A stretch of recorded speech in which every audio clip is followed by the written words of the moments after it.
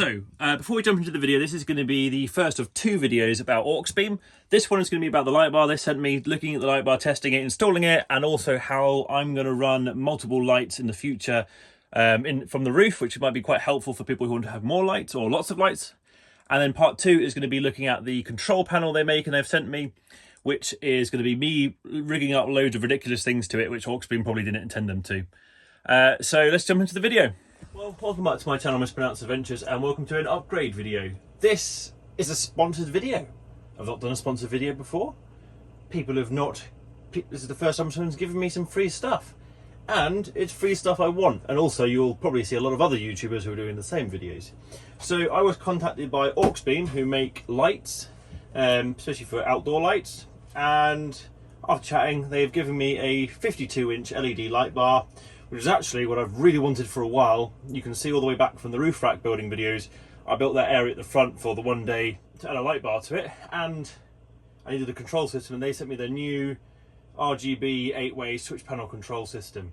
So everything in this video I got for free, but I don't really want to make it as a review video as such, because I haven't had plenty enough time to use it yet. But I want to show you it, show my initial thoughts and my installation process and how I'm going to put it into the van. Maybe long term we'll have a video showing it after a couple months of in use. Let's open the box. Right, because I'm an over-eager child, I have obviously already opened the box. So this isn't like a real unboxing, I've seen what's inside. So, there's going to be a mix and match of different bits of kit in here. A wiring harness for the light bar, a box, brackets for mounting the LED light bar, big old shiny sticker, Auxbeam. Right, let's get the actual... Right, let's look at the light bar itself. Ooh, well, it's definitely big. The initial thing I notice is the a really nice termination on the wires, as opposed to just having a raw positive and negative. It's actually got the wires all terminaled. Right, let's move all the other stuff and have a look at the light bar. So, it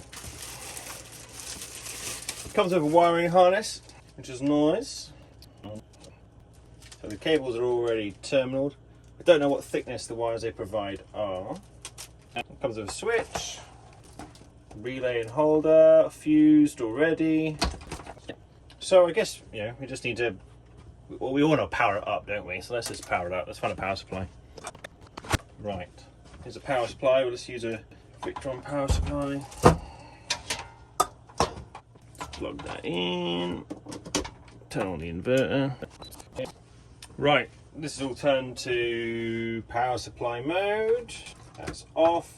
I'm going to connect this in a nice and dirty way. Please don't judge me too much. Right, we're going to make sure that those are far away from each other and can't touch each other. Plug those in. Right, let's turn the lights down and hit the switch. That is somewhat bright.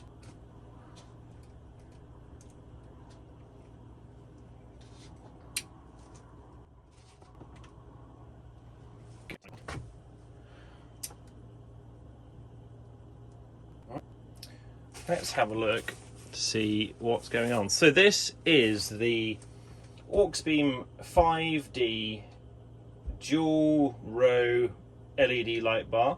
This is the 52-inch version, which should be 300 watt or 30,000 lumens. This is not the 5D Pro, which is a different model. So when it says 200 watt, I don't know if that is if that's meant to be 300 watt. It's meant to be pulling or what. So let's put an amp clamp on it and find out what it's pulling.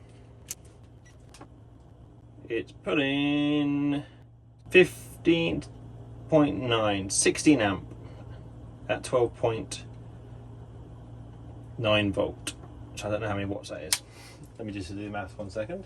So quickly doing the calculation, it said 16 amp at 12.8 volts is 204 watts. That's not 300 watts it's listed at, but I don't know if that has any correlation or the wattage refers to something different. So this is a little point from the future on the wattage, that this is a 12 to 24 volt light bar. So you can run it on 12 or 24 volts or anywhere in between. And it potentially, because I'm running on 12 volt, the LEDs are still using the same amount of amp draw they would normally do, but they're running at 12 volt. If they're running at 24 volt, the LEDs would still be drawing the same amount of amps, but the voltage would be higher, which means there's more watts or more energy overall being consumed. That potentially might be the case why quite often you see light bars do not pull the wattage they're listed at, but because that wattage might be dependent on the voltage you're running the light bar at. Back to the video.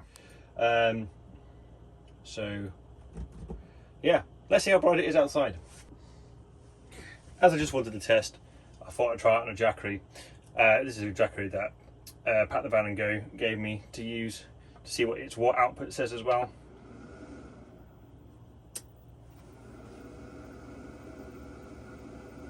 So you can't see the screen, but the Jackery's watt output says 206 watt, which was, well, the calculations I did earlier was 204, so that's good to know. It's consistent at least.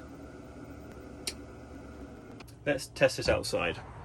So good little demo showing in this thick fog the focusing of the lenses on the light bar, and that the light bar is both spot and flood. The central LEDs have lenses for spot, whilst the outside ones are set up to be more flood. So you get distance when you're driving in the centre of the road, and then the flood for nearer surrounding the vehicle. Plus this thick fog looks really cool moving across the light bar.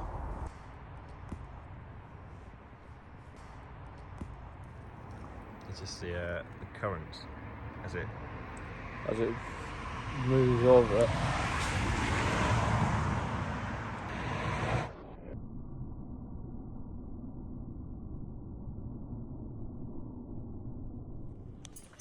So that's enough of faffing about with the light. It turns on, it's really bright, it all works. Actually, let's put it into the van, and I'm going to go show you how I'm going to do it. So, actually installing it on the roof. I'm going to have to drill a hole in top of the van, and quite often if people want to run cables, usually like solar or lights, they would use a gland like this. But I want to do lots of lights, and I want to have my antennas on the roof, so I don't want to have to fill my van with so many holes it becomes Swiss cheese. So screw this, we'll go for something like this instead. So this is an 8-way solar gland, or it's an 8-way gland, sort of outside junction box, waterproof.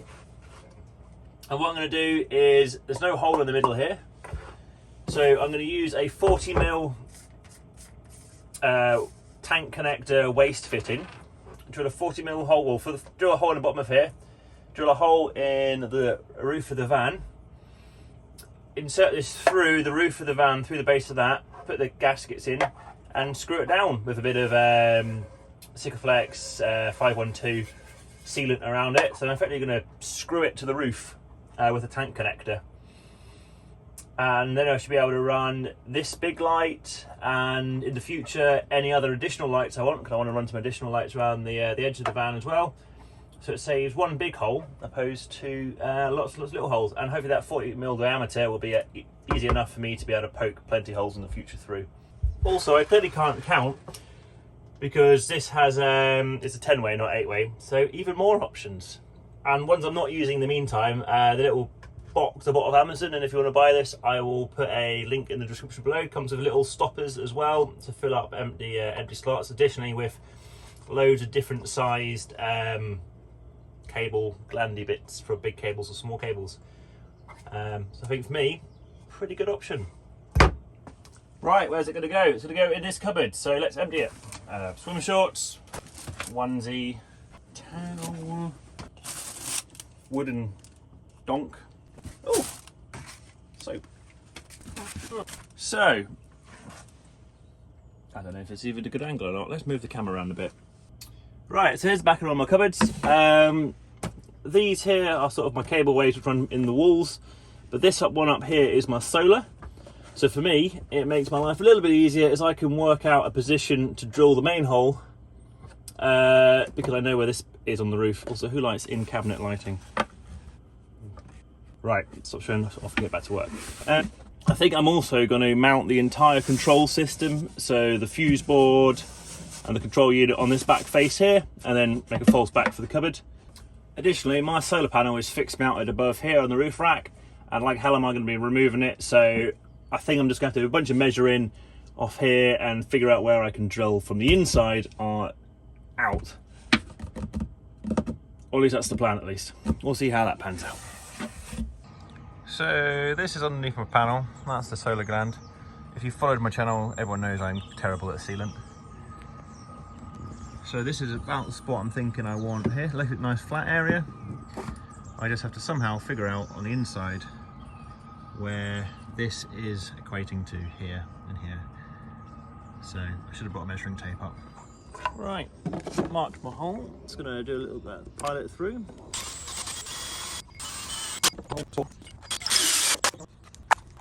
But more or less this is the plan. So I can do that there, that can go through the roof. And I can just screw that down there. Right, well, using the most reassuring words possible, I'm pretty confident that's where I need to drill. So I've marked off where I've got my solar that comes to here. This is a roof beam rig, which all being hunky-dory, that should be in the right spot. Well, it's definitely a hole. Also nice to see it looks really dry up there, there's no condensation hiding away.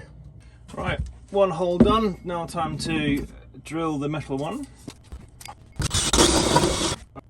Hole made. The next job is just to get this up there. Right, I'm just going to do all the standard prep you need to go do after drilling holes. So I'm going to go just clean up the edges a little bit for file and then cover it on hammerite paint just to protect any of the raw metal. I mean, it's going to get sealed up anyway, just better to protect it. So let's tidy up and do that.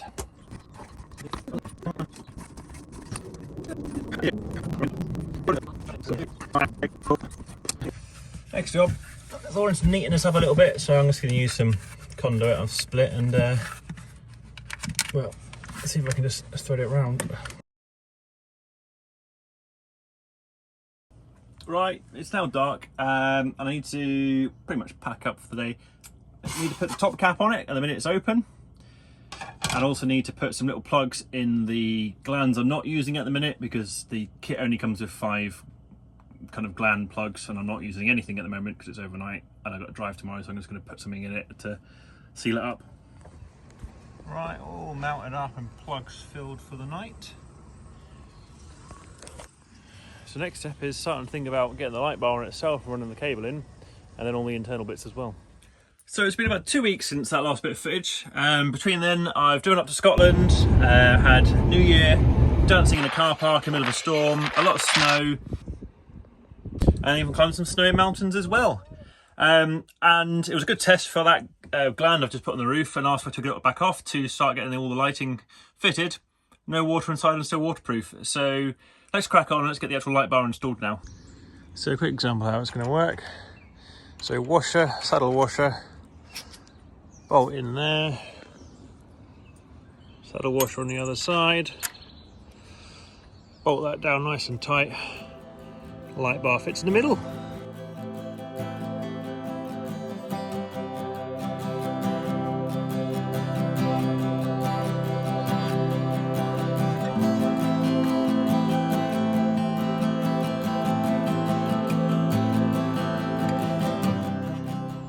Right, all adjusted and mounted.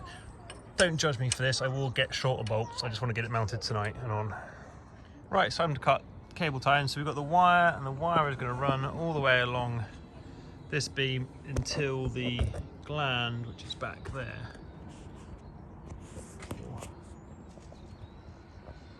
And then in there, which then enters the van. Next up is running all the cables inside. Auxbeam do give you a nice harness with a relay bit. I'm not going to be using this because I've got the Auxbeam control panel, which has got built-in relays itself. So I'm going to cut the main cable off and use that, run that along the roof rack and down into the gland to get into the van at the back of the cupboard. All being well, this cable should be long enough to get in and I won't have to extend it.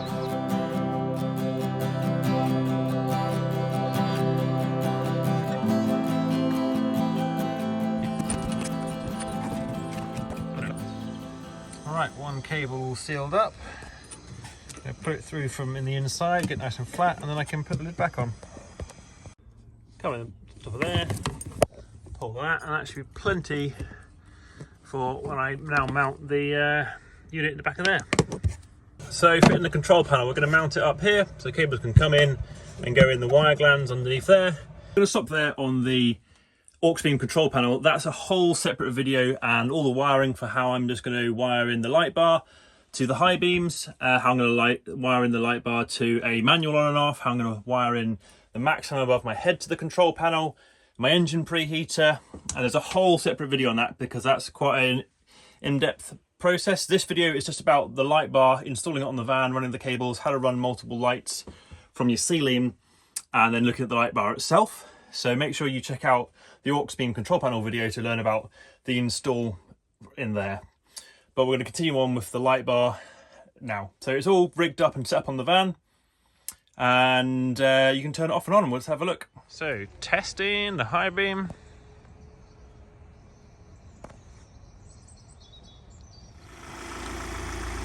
Definitely quite bright. So normal lights, high beam, Auxbeam light bar.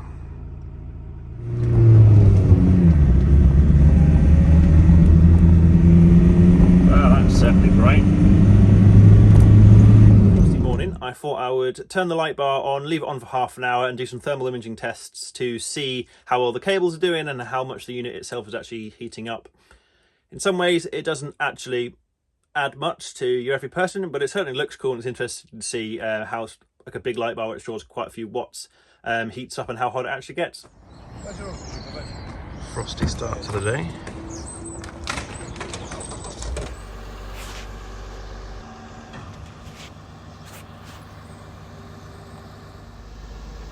So you can see it's starting to heat up at the back. The dark spot's just where water's pooling and dripping off the roof rack from above it. So the light bar has been on for about 10 minutes now, and you can see the fins all starting to heat up. For example, there you can see the light bar is a lot warmer than the surrounding roof rack bars, which you would expect. The screen itself is not cold, it's just because it's really bright, the camera doesn't know what to do. You can actually see the water from the frost starting to evaporate off the bar. So you can see the light bar is quite warm, and you can also follow the wire trace as it runs back towards my gland.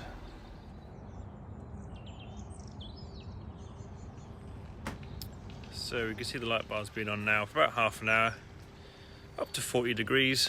You can see it's a lot warmer compared to the surrounding roof rack. I'm happy with those temperatures. This is worst case scenario being stationary.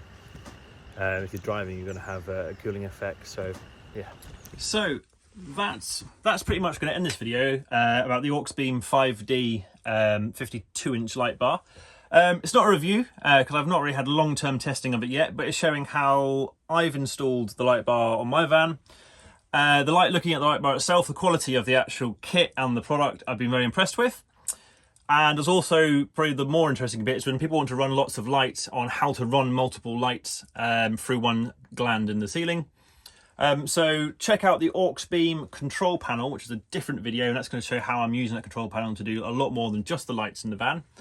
But that's going to be it for this one. Thank you very much for joining me. If you've enjoyed the content, feel free to subscribe. There is a discount code if anyone wishes to order anything from Auxbeam in the description. And well, yeah, thank you very much for joining me. I'll see you next time. Cheers.